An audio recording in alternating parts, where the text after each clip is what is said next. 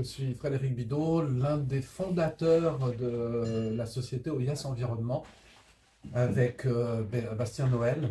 Tous les deux, on est issus du monde médico-social. L'entreprise OIAS Environnement a été créée en 2014, donc maintenant on a un peu plus de 10 ans d'existence.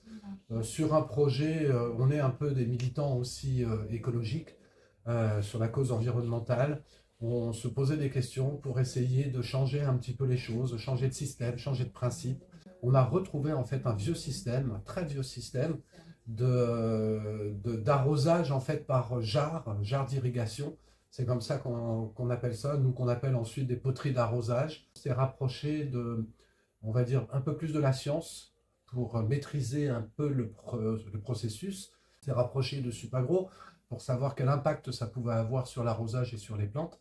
Et à partir de là, on s'est dit, allez, banco, on va lancer notre programme, notre projet, sans beaucoup d'ambition tout à fait au départ. On est parti très vite sur le digital, sur Internet. Très vite, cette société s'est développée, en fait, parce qu'il y avait une forte demande. Aujourd'hui, 10 ans après, il y avait 26 salariés. On est sur tout le territoire national. On a 2 ateliers, un à Saint-Jean-de-Fosse, ici, à côté de Montpellier, et un autre à Fraise, dans les Vosges.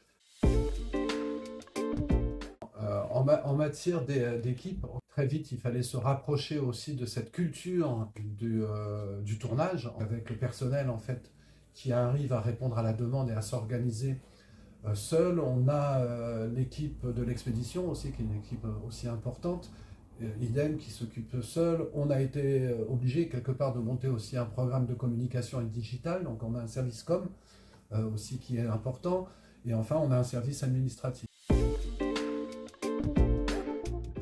On s'est vraiment développé sur un métier spécifique, c'est ce qu'on appelle le tournage en série. Parce que nous, ça fait partie de nos motivations premières, défense de l'artisanat, relancer cet artisanat de la céramique, et on voulait défendre ce métier manuel. Et donc du coup, on a commencé à s'équiper. Dans ces locaux-là, on a pris un petit espace. En 10 ans, on a pu s'étendre. Maintenant, on est sur près de 1500 mètres carrés ici dans cet atelier.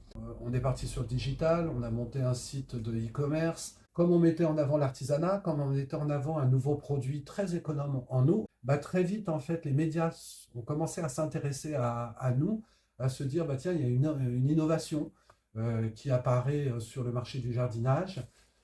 Et à partir de là, bah, ça a fait un peu le buzz et ça a été vraiment le gros démarrage en fait de la société OIAS Environnement. Et enfin, on a eu un autre phénomène un peu particulier, mais on n'est pas les seuls à l'avoir vécu, c'est quand même le Covid, l'isolement du Covid. Les gens se sont retrouvés en fait chez eux à regarder un peu leurs plantes.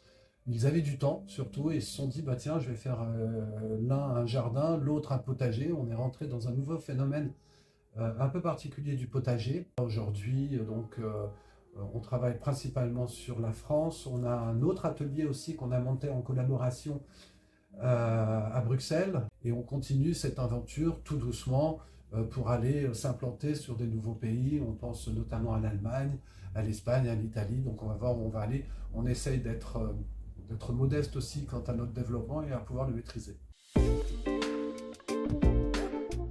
On travaille ici, il n'y a pas de cadre, par exemple. Comme je dis, il n'y a pas de cadre, il n'y a pas de cadre intermédiaire. Toutes les équipes sont autonomes. On est sur le collectif, on est sur le collaboratif. On a un autre défi aussi qu'on s'est lancé, c'est qu'on voulait travailler sur la réduction du temps de travail. On est des militants vraiment sur le mieux-être, le bien-être en entreprise. Donc ici, il n'y a pas une personne qui travaille plus de 4 jours par semaine, payé 5, parce que sinon ce ne serait pas cohérent et pas logique. Chaque salarié ici dispose, quand il est employé, embauché chez nous, de part du capital aussi de l'entreprise. Toutes les semaines, on a des réunions collectives pour définir les nouveaux objectifs et les problématiques qu'il peut y avoir. Chaque mois, on dédie chacun des salariés, de l'apprenti jusqu'à la direction, dédie une journée au collectif. On les appelle les trolls. Les répartitions salariales sont minimes, donc il n'y a pas des énormes écarts salariaux. Il y a la parité homme-femme. On vient de mettre en place des congés menstruels aussi. Donc à chaque fois, on essaye d'être innovant. la difficulté principale à laquelle on est confronté à la réussite de cette entreprise, c'est que depuis le grand boom qu'on a eu avec le Covid, il s'avère que le grand public est allé chercher ce produit Oyas dont ils avaient entendu parler. Et du coup, de ce nom propre, il y a eu beaucoup de contrefaçons qui ont apparu sur le marché, principalement sur le marché national. Du coup, on s'est fait à peu près tout piller très rapidement dans les années 2021. Piller le nom de marque, Oyas, les formes, le principe, voire nos arguments. Ce qui fait qu'on se retrouve des fois face à des entreprises qui disent qu'ils fabriquent en France, mais ça ne vient pas du tout de France, qui disent que c'est fait à la main, mais c'est moulé ou c'est automatisé, etc. Il y a plein de choses comme ça. Ça a été un combat, ça a été compliqué parce qu'en fait, on n'y était pas du tout préparé. Il s'avère qu'avec le temps, bon, on considère que cette contrefaçon passe dans la concurrence et que la concurrence, quelque part, stimule le marché. Et si ça peut résoudre aussi les problématiques de l'eau au niveau national, on se dira qu'on a participé aussi quelque part à ça. On a les oyas qu'on appelle enterrés et les oyas qu'on appelle à planter. Celles qu'on va enterrer, c'est très simple, ce sont des poteries. En fait, c'est des récipients qu'on va enterrer complètement jusqu'au col, jusqu'ici. Le principe, il est très simple. Je mets de l'eau dans nos poteries. Elles ont cette particularité, c'est qu'elles sont microporeuses. À partir du moment où elles sont microporeuses, ça veut dire qu'elles vont dégager de l'eau, elles vont suinter. Si je les mets en pleine terre, la terre autour, par capillarité, et c'est ça qui est intéressant, va venir puiser à l'intérieur l'eau nécessaire pour faire une humidité constante autour de la poterie. Troisième phénomène, c'est l'autorégulation. Dit autrement, s'il pleut, ça va s'arrêter de puiser. Dès que ça s'assèche, la terre autour va reprendre de l'eau à l'intérieur, ce qui fait qu'effectivement, on va avoir un taux d'humidité constant. L'intérêt des plantes, c'est de se développer dans cette humidité constante. Et de fait, comme il n'y a plus de stress hydrique, elles se développent beaucoup mieux, ça dure beaucoup plus longtemps, il y a moins de maladies et ça fonctionne terriblement bien. Et on a les oyas à planter. Là, c'est la pointe que je vais mettre dans le pot, dans le système racinaire. Je vais mettre de l'eau à l'intérieur et ça va diffuser par la pointe. Et pareil, les racines, elles vont venir entourer la pointe et la plante va se nourrir toute seule. Comme c'était un réservoir qui était apparent, à la différence de l'autre système complètement enterré, on s'est dit, tant qu'à faire, on peut en faire un petit objet de déco. Et à partir de là, on a sorti toute une gamme de couleurs. On a travaillé aussi avec les ateliers du village, parce qu'il y a quand même à Saint-Jean-de-Fosse une dizaine d'ateliers qui sont assez performants, mais qui font surtout de la décoration. Donc on est allé les voir et on travaille avec eux depuis maintenant près de 10 ans pour certains, ce qui fait aussi un petit revenu et ça fait un vrai projet collaboratif à l'échelle d'un village. Et du coup, on a à chaque fois des nouvelles créations. Quand on a lancé le programme il y a 10 ans, il y a une chose qu'on n'avait pas du tout remarqué, c'est qu'il existe des systèmes, mais qu'il n'existait pas vraiment des marques ou des principes pour pouvoir arroser. On nous compare très souvent avec le goutte à goutte. Il s'avère qu'avec un arrosage par Oya, on va arroser en moyenne entre 3 et 4 fois moins souvent qu'un arrosage traditionnel de surface. Donc ça, c'est super important, c'est une vraie économie. Ensuite, par rapport au goutte à goutte, c'est très simple. Le goutte à goutte, le principe du goutte à goutte, c'est par définition une goutte qui tombe et une autre goutte, etc. Et la plante va passer toute son énergie à aller capter cette flotte pour pouvoir survivre et pouvoir se développer. L'arrosage par Oya, comme j'ai un taux d'humidité constant, les plantes, elles vont se développer autour de la poterie. Comme je disais, il n'y a plus du tout de stress hydrique, donc la plante va se développer, va avoir une meilleure croissance. Elle va avoir un taux de production aussi bien plus important, et j'insiste là-dessus.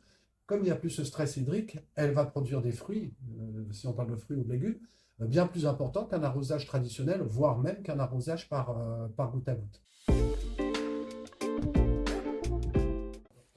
L'avantage principal, franchement, c'est la praticité.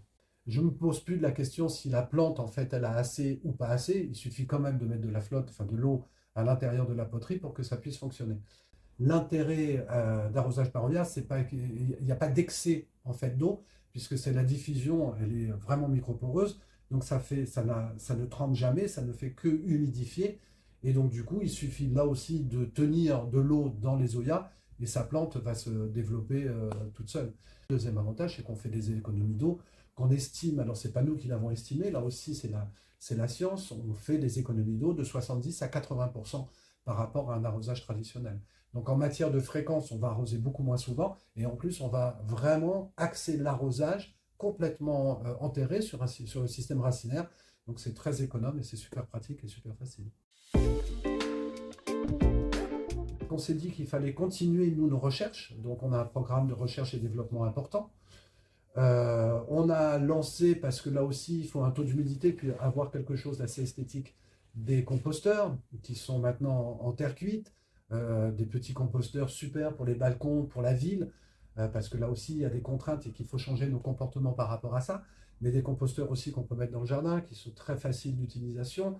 On travaille actuellement sur d'autres projets, parce que c'est une demande aussi de nos clients, pour le respect de la nature, les nichoirs à oiseaux, mangeoires à oiseaux. C'est des niches un peu particulières, mais qui répondent aussi à une demande. J'ai parlé de la guirlande pour les amateurs vraiment des potagers et qui veulent moins avoir cette contrainte, parce que quand vous avez 40 ou 50 œillets à remplir, c'est quand même contraignant. Donc là, on a ce système un peu plus automatique.